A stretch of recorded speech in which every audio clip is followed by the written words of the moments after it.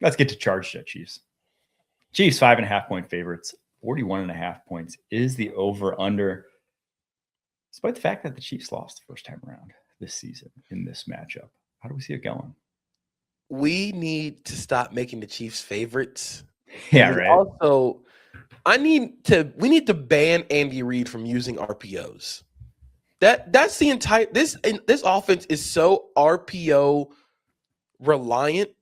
The biggest issue with this Chiefs team is they always have to scheme guys open. They always have to scheme them open. And then you only can do that using RPOs and quick game. Everybody can just sit on that, and it makes offense so hard. There's a point in the Texans game where I believe it's 3rd and 4, and they're running all slants. It's empty. They're all running all slants.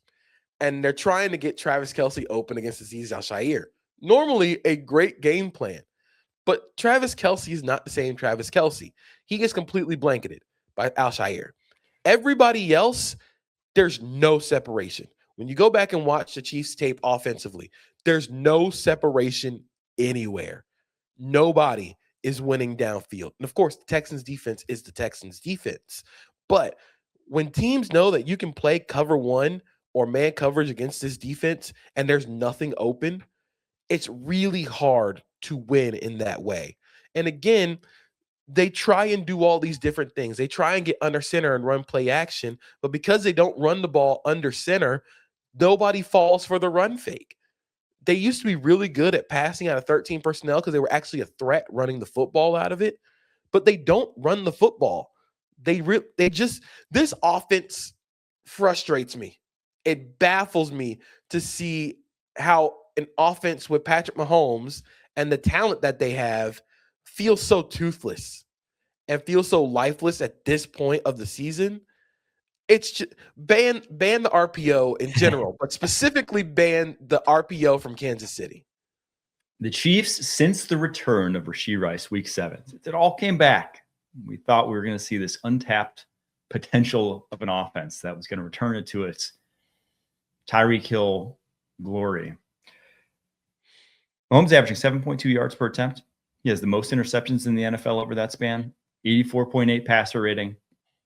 He's added almost as much EPA on scrambles as he has through the air with his arm. And he has only a 38.7% completion percentage. Said percentage there too many times on deep balls. Hasn't even been good down the football field. All the speed. Multiple guys, 3 guys who ran 4.2s coming out. They can't even get the deep ball going. And now they're going up against Chargers defense that has the second fewest deep balls allowed in the NFL this season. I don't know, man. That 5.5 is too much. I like the Chargers in this one. I do too. I like the Chargers in this one.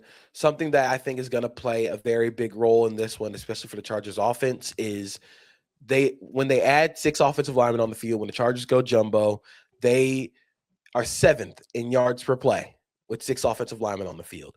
They can get into heavy personnel with bringing Scott Matlock on the field. They bring an extra offensive lineman on the field.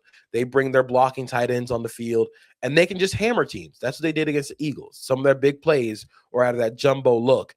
But the biggest thing is, despite being blitzed and despite being pressured against the blitz this season at one of the highest rates I've ever seen in the NFL. According to NFL Pro, Justin Herbert has the 4th highest completion percentage and is the 8th most yards per attempt against the blitz this season. He's scrambling at a really high rate and scrambling really effectively, but he also does that because he has to, because this team is going to give up an insta pressure. So I'm curious how the Chiefs address the Justin Herbert scrambles part of this game, because I don't think that that's part of the game that they thought they had to defend in previous years with Herbert under center. Yeah, Herbert and this Chargers offensive line has allowed the most hits.